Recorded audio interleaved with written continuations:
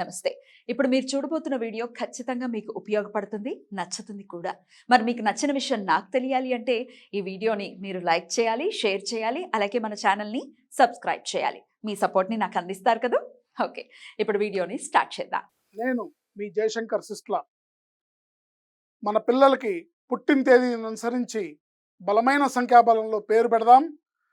సమాజానికి దేశానికి బలమైన పౌరులనిద్దాం.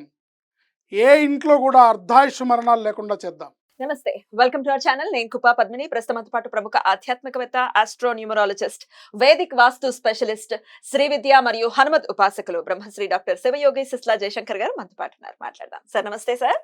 నమస్కారం అమ్మా. ఆయుష్మతి భవ. సార్, కొన్ని తీరని కోరికలుగా కొన్ని మిగిలిపోతుంటాయి మన మన జీవితాల్లో. ఇల్లు వన్ ఆఫ్ ద విషెస్ అని చెప్పొచ్చు. డెఫినెట్ గా అది మేము అనుకుంటున్నాం కానీ తీరట్లేదు ఆ కోరిక అని చెప్తూ ఉంటారు. అలాగే ఏదైనా చదువు సాధించాలంటే మరి దానికి ఒక లిమిట్ ఉంది. దాటిపోయిన తర్వాత అయితే రిగ్రెట్ అయితే ఉంటుంది. నేను చదువుకోవాలనుకున్నాను, చదువుకోలేకపోయాను. ఇదైతే తీరేటటువంటి పరిస్థితి ఉండొచ్చు, ఉండకపోవచ్చు. బట్ ఇళ్ళు, తర్వాత వాకిళ్ళు, పొలాలు, స్థలాలు ఇవైతే తీరే పరిస్థితి ఉంటుంది. కానీ ఆ కోరిక నెరవేరట్లేదండి. మేము టార్గెట్ పెట్టుకుని ఆ టార్గెట్ ని రీచ్ కాలేకపోతున్నాం అన్నప్పుడు ఏంటి సార్, దానికి ఏంటి సొల్యూషన్? అంటే ఒక విధంగా చెప్పాలంటే మన శక్తికి మించి ఒక కార్యక్రమాన్ని మనం సంకల్పిస్తే అది నెరవేరడానికి ఏం చేయాలని అడుగుతున్నారు మీరు. శక్తికి మించి అంతేగా. ఒక ఇల్లు అయినా ఇల్లు కట్టి చూడు, పెళ్లి చేసి చూడు అంటారు. ఏంటి, ఒక ఇంట్లో ఒక మ్యారేజ్ సంకల్పమైనా ఖర్చు చూస్తే ఇంతే ఉంది, మన దగ్గర ఇంతే ఉంది, ఇదన్నీ ఎట్లా నిర్వహిస్తాం ఏంటి, ఏదన్నా కానీ మన సంకల్పించుకున్న కార్యక్రమం మన శక్తికి మించి మనకు భారంగా ఉంటే మనం ఆశ్రయించాల్సింది ఆంజనేయ స్వామి. సో ఆంజనేయ స్వామిని ఆరాధించడం ద్వారా, ఆంజనేయ స్వామి మంత్రాన్ని జపం చేసుకోవడం ద్వారా ఒక 41 days నియమనిష్టలతో ఎవరైతే, అంటే మీ కార్యక్రమం యొక్క డెన్సిటీ, అంటే అది ఎంత పెద్దది అనే దాన్ని బట్టి ఇది ఎన్నిసార్లు చదువుకోవాలనేది ఆధారపడి ఉంటుంది. ఏంటి, సో 11 సార్లు చదువుకోవచ్చు, 21 సార్లు చదువుకోవచ్చు, 108 సార్లు చదువుకోవచ్చు. ఈ మంత్రాన్ని తదేకంగా ఆంజనేయ స్వామిని, ఆయన మీ కార్యక్రమాన్ని ఆయన పాదాల దగ్గర ఉంచి, స్వామి నాకు ఈ కార్యక్రమాన్ని నెరవేర్చు, నన్ను ఈ సంకల్పంలో సంకల్ప సిద్ధుణ్ణి చేయి, నాకు ఈ కార్యక్రమం సఫలీకృతం అయ్యేటట్టు చూడు అని ఆయన పాదాలని వేడుకుంటే తప్పకుండా మనం ఆ కార్యక్రమాన్ని జయించగలుగుతాం. Right sir. అయితే ఆంజనేయ స్వామికి చెప్పినప్పుడు మరి ఆడవాళ్ళు కూడా చేయొచ్చా? ఆయన బ్రహ్మచారి కదా, ఇట్లాంటి రకరకాల ప్రశ్నలు వచ్చేస్తాయి. అప్పుడు ఏం చెప్తారు సార్? మీరు ఒక హనుమద్ ఉపాసకులు. బ్రహ్మచారిని అనుకుంటారు. బ్రహ్మచారి ఉంది ఆయన సువర్చలా సహిత ఆంజనేయ స్వామి. ఆయనకు వివాహం జరిగిందని కొంతమంది, కాదు కలియుగాంతంలో జరుగుతుందని, ఎందుకంటే భవిష్యత్ బ్రహ్మచారి అనేది ఆయన క్యారెక్టర్. ఓ ఓకే. ఈ సాంసారిక జీవితంలో ఉండేటటువంటి ఆయనకు అవసరం లేదు. ఆయనకి రామనామం తప్ప ఇంకేం అవసరం లేదు. లౌకికమైన విషయాలు ఆయనకు అవసరం లేదు. ఆయనకున్నవి రెండు కార్యక్రమాలు. ఒకటి తన భక్తుల్ని కాపాడడం, 2 రామ భక్తుల్ని కాపాడడం, 3 రామనామాన్ని జపించడం. సో ఆయన్ని ఆశ్రయిస్తే ఆడవాళ్ళైనా, మగవాళ్ళైనా, పిల్లలైనా, పెద్దలైనా, ఎవరైనా సరే మీ శక్తికి మించి, మీరు ఇప్పుడు సపోజ్ అనుకోండి, మీరు ఏదన్నా పెద్ద ఎగ్జామ్ రాయబోతున్నారు, మీకు శక్తికి మించిందిగా అనిపిస్తుంది, మీరు గ్రూప్స్కి ప్రిపేర్ అవుతున్నారు, గ్రూప్స్కి సెలక్షన్ అవ్వాలనుకుంటున్నారు, ఐఏఎస్ ఆఫీసర్ అవ్వాలని మీ టార్గెట్ అనుకోండి, అప్పుడు కూడా చేసుకోవచ్చు. లేదా మీరు ఒక ఇంటి నిర్మాణాన్ని సంకల్పించారు, మీ శక్తికి మించి ఉంది, సో అప్పుడు కూడా ఇది చేసుకోవచ్చు. ముఖ్యంగా ఈ మంత్రాన్ని ఉదయం పూట చేసుకోవడం, నిరంతరం చేసుకోవడం కూడా ప్రక్రియ ఉంది. స్మరించుకోవడం అంటే మీ కార్యక్రమం నెరవేరే వరకు ఇంకా ఆయన్ని, ఆంజనేయ స్వామిని, ఆయన రామనామం ఎలా చేస్తాడో మనం ఆయన నామం చేస్తూ ఉంటే ఆయన అనుగ్రహిస్తాడు. ఎవడో వీడు గోల పెడుతున్నాడని ఒకసారి చూస్తాడు, ఏడుపు ఏమిటని ఒకసారి చూసి ఆ ఏడుపుని తీర్చేస్తాడు. దీనికి ఏమైనా ఈ మంత్ర సాధనకి ఏదైనా నియమాలు ఉంటాయా?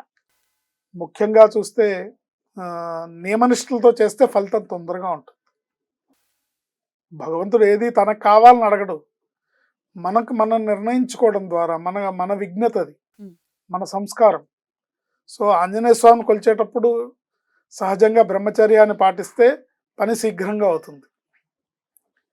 ఏంటి? ఉమ్, మేమెక్కడ పాటిస్తామండి అంటే అక్కర్లేదు, ఆయన చేయమని ఆయన ఏం చెప్పలేదు. ఉమ్, బట్ మన కార్యక్రమం యొక్క మనకి నెరవేరాల్సిన పని యొక్క తీవ్రతను బట్టి దాన్ని మనం నిర్ణయించుకుని ఒక 41 రోజులు దీక్షగా బ్రహ్మచర్యాన్ని పాటిస్తూ రోజుకి 108 సార్లు ఈ మంత్రాన్ని జపిస్తూ నిరంతరం మనసులో ఈ మంత్రాన్ని స్మరిస్తూ ఉమ్, మంగళవారం శనివారం ప్రత్యేకంగా ఆంజనేయ స్వామికి గుళ్ళోకి వెళ్ళి ప్రదక్షిణాలు చేసి గుళ్ళో పూజ చేయించుకోవటమో, లేకపోతే ఇంట్లో మీరు పూజ చేసి అప్పాలు గారెలు నైవేద్యం పెట్టడమో.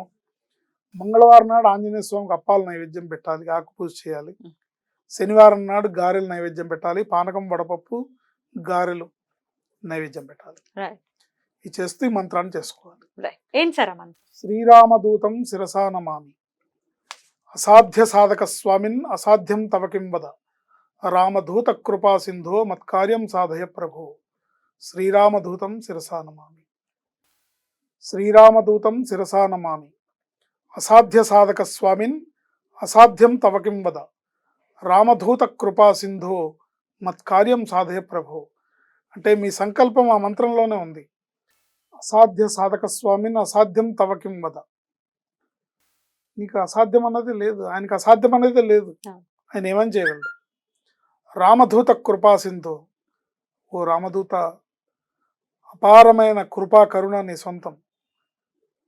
కరుణని ఒక రాశిగా పోస్తే ఎలా ఉంటుందో అది ఆంజనేయ స్వామి స్వరూపం. Right. రామదూత కృపా సింధు మత్కార్యం సాధయ ప్రభు, నా కార్యక్రమాన్ని చేసి పెట్టవయ్యా, నా పని చేసి పెట్టవయ్యా అని ఆయనని వేడుకోవడమే ఈ మంత్రం యొక్క అర్థం. శ్రీరామదూతం శిరసా నమామి, అసాధ్య సాధక స్వామిన్ అసాధ్యం తవ కిం వద, రామదూత కృపా సింధు మత్కార్యం సాధయ ప్రభు.